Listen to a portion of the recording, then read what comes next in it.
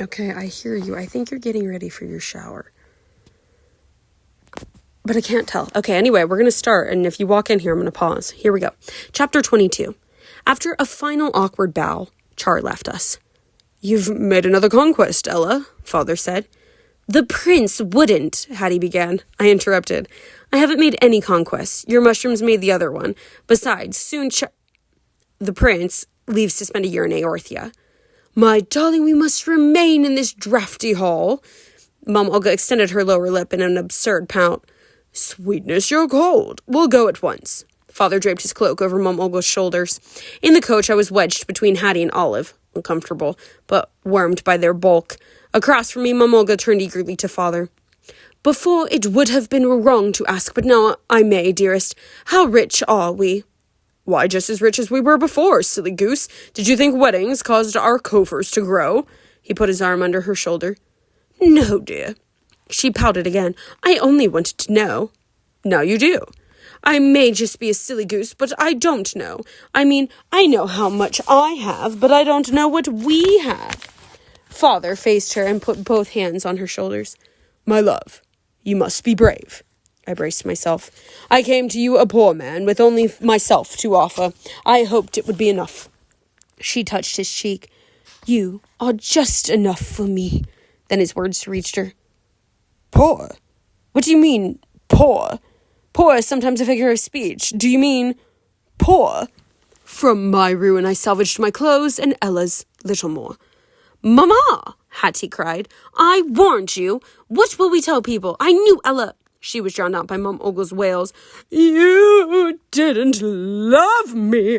You deceived me, my love. He drew her against him. She sobbed into his cloak. Are we poor? Olive asked, her voice rising in panic. Is our money gone? Will we starve? Hush, Olive, Hattie said. We're not poor. Ella is poor. We must pity her. But... She was interrupted. Mom Olga had stopped crying and pushed herself out of Father's arms. She reached across the coach and pawed at me, ripping my reticle from my waist. Okay. You're getting a shower. I don't know if you heard also. You're going down the stairs.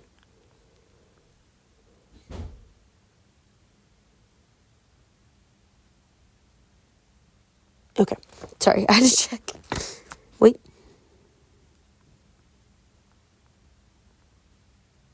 Now you're going down the stairs?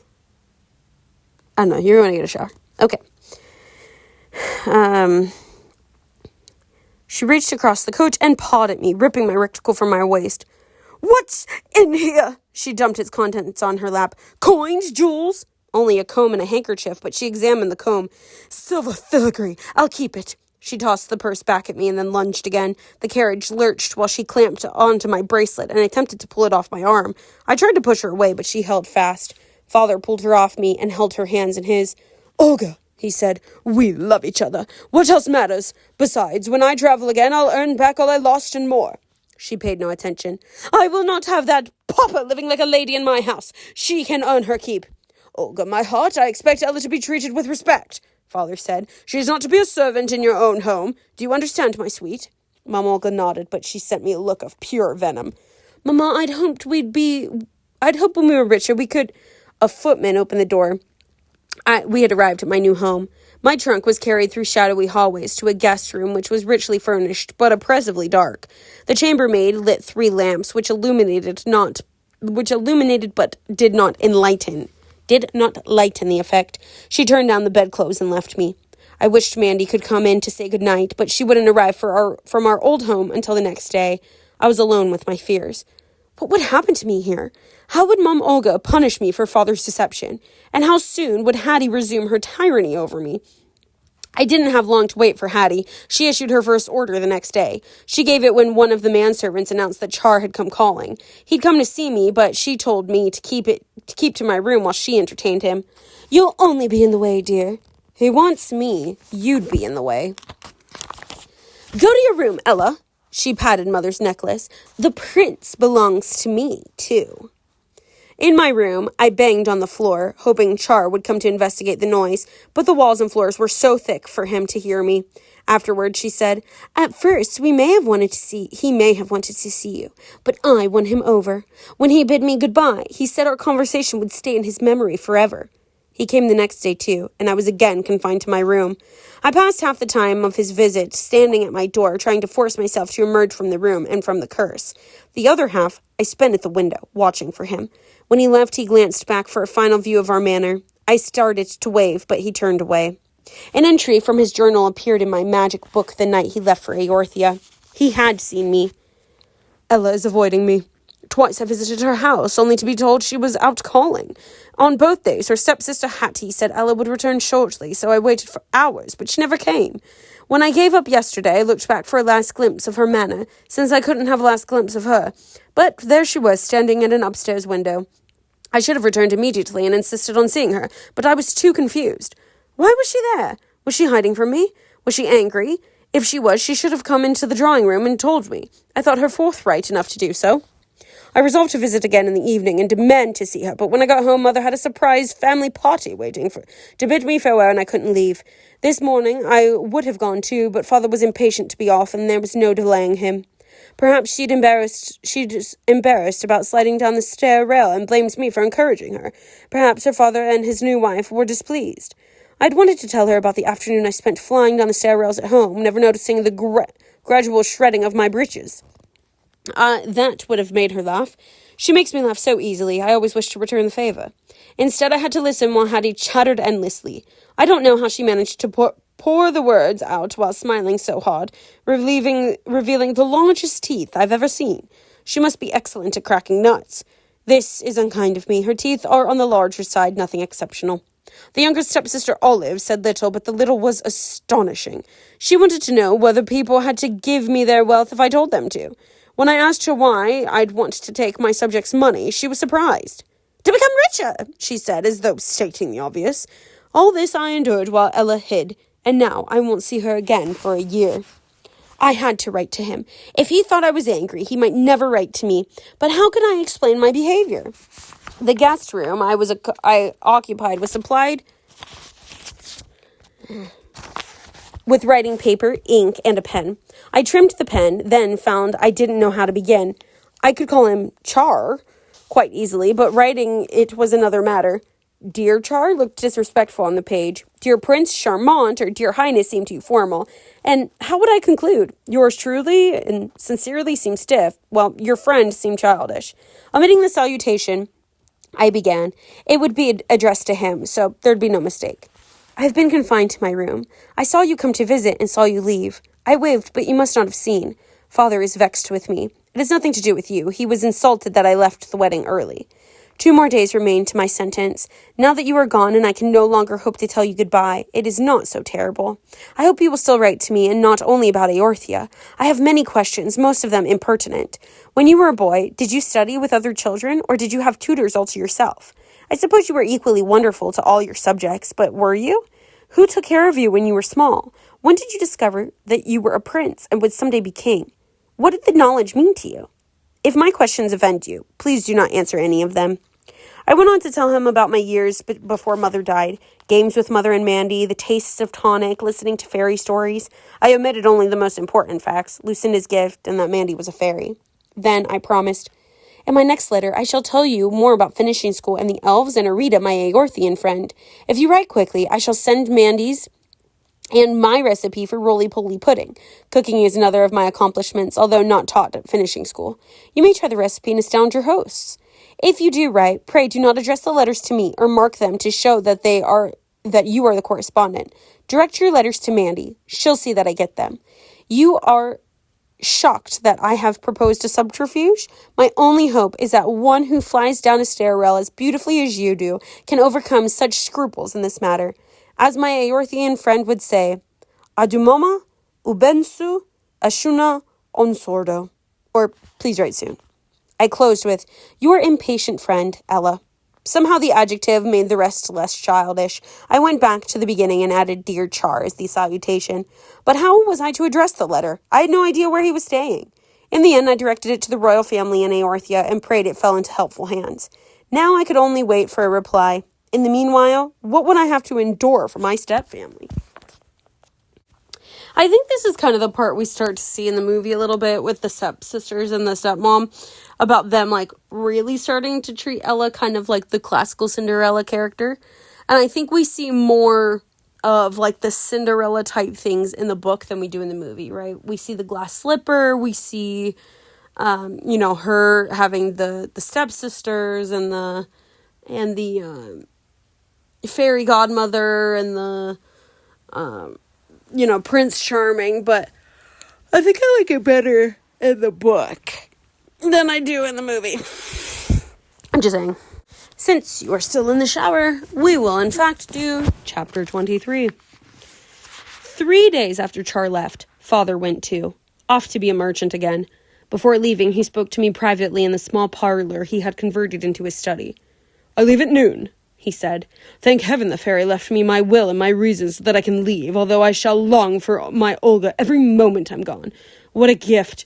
If I could take this knife," he touched the scabbard at his waist, "and carve out the part of my heart that belongs to my wife, I should do it." He would never hurt himself. "Why must I stay with them?" I asked. "Where else can you go? You fled finishing school, and you'll be in better society here than you would find with me, including me. Don't run off again." "You're better society than they are," I said. It was true. There was a little honesty in Father, but none at all in Hattie or Mum Olga. "There is praise indeed. Come, tell your father goodbye." "Farewell." "I shall miss you, child."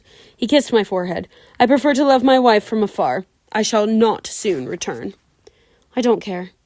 But I found that I did. As soon as Father's carriage disappeared from view, Mum Olga swallowed her tears and directed a manservant to transfer my belongings to a room in the servants' wing. With a tiny window and no fireplace, it was more cell than room, just large enough for a pallet on the floor and a small wardrobe. It was cold now in late November, and winter it would be a chamber of ice. After my things were moved, Mum Olga sent for me. Hattie and Olive were with her in the rear parlor that faced the garden. I took a seat near the door. "You are not to sit in the presence of your betters, Ella." I didn't move. Mum Olga sputtered. "Did you—" "Stand, Ella," Hattie commanded. I fought for a moment, then rose. Hattie put her arm around my shoulders. "Ella will be obedient, Mama. Tell Mama how obedient you'll be." "Very obedient," I mumbled, while grinding my heel into her toe. She yelped in pain. "What is the meaning of this?" Mum Olga asked. "The meaning, Mama, is that Ella does whatever she is told. I don't know why, but she does." "Really?" Hattie nodded. "You mean you would have listened to me too?" Olive said. "You would have listened to me too," Olive said. "Clap your hands 3 times, Ella," Mum Olga commanded. I clutched my skirts and stiffened my hands at my sides. "It will take a moment," Hattie said. "She tries not to. See how red her face is?" I clapped. "What a clever daughter I have," Mum Olga beamed at Hattie. "As clever as I am beautiful." "As clever as she is beautiful," I said. They both began to answer me and stopped, confused. "Hattie isn't pretty," Olive said. Mum Olga rang her bell.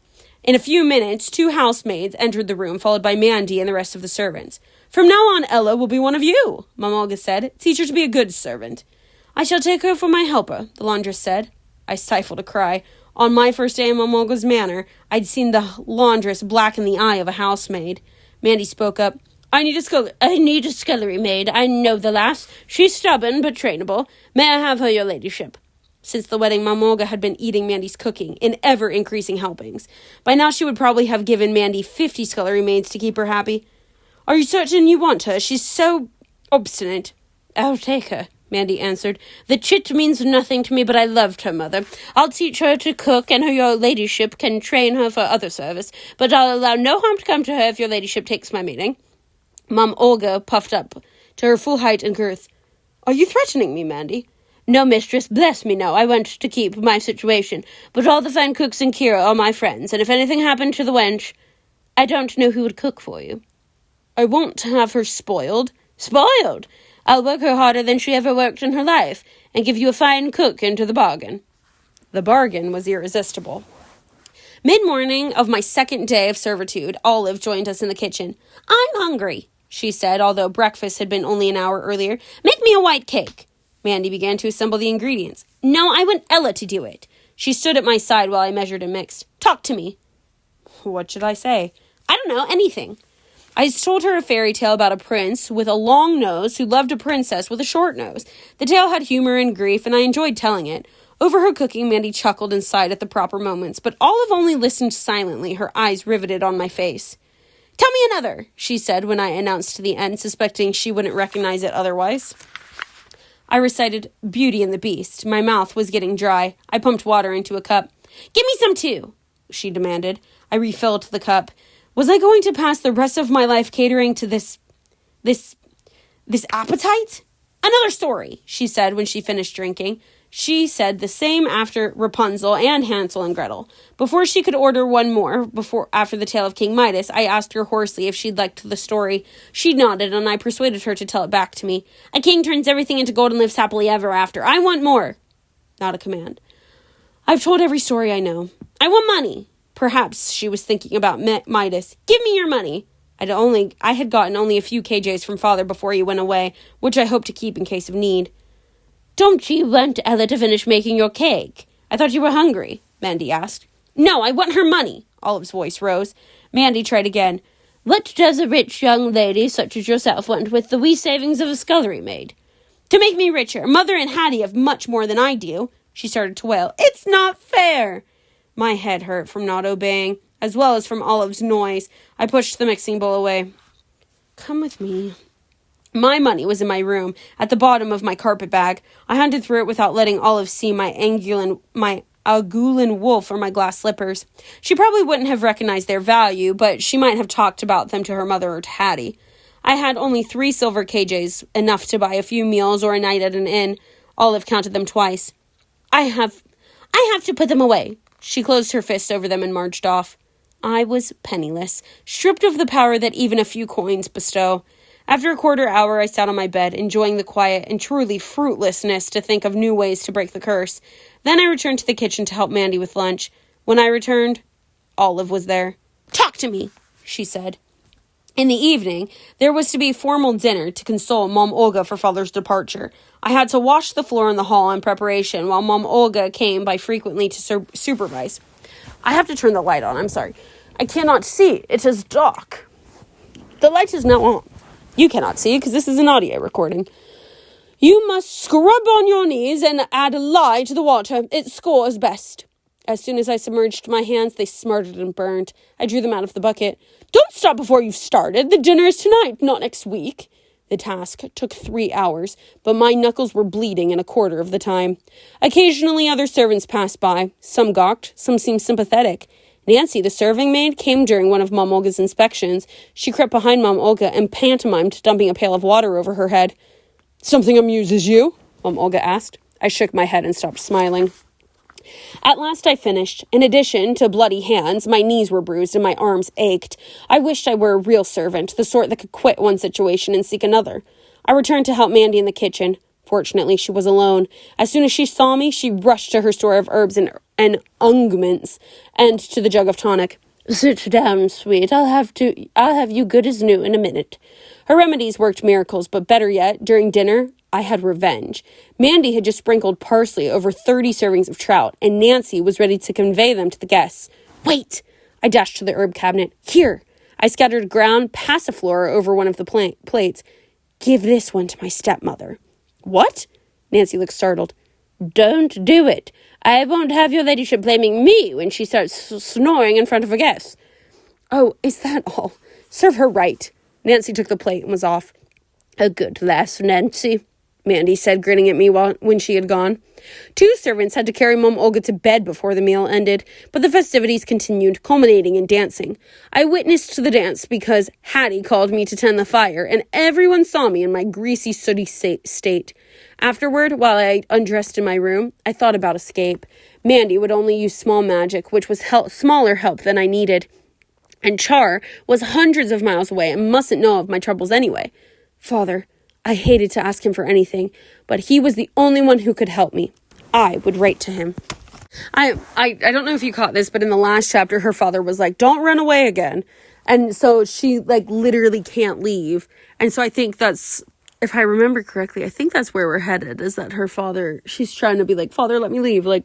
Or him just say come to me or something like that, Or leave the house or something. Like, I'm hoping that, I don't remember, something like that. But anyway, I don't even know who would be worse, if Hattie would be worse or Olive, because Hattie is cold and calculated, but it makes sense. Olive is like so stupid that she inadvertently is really, really hurting Ella, and that's just as bad.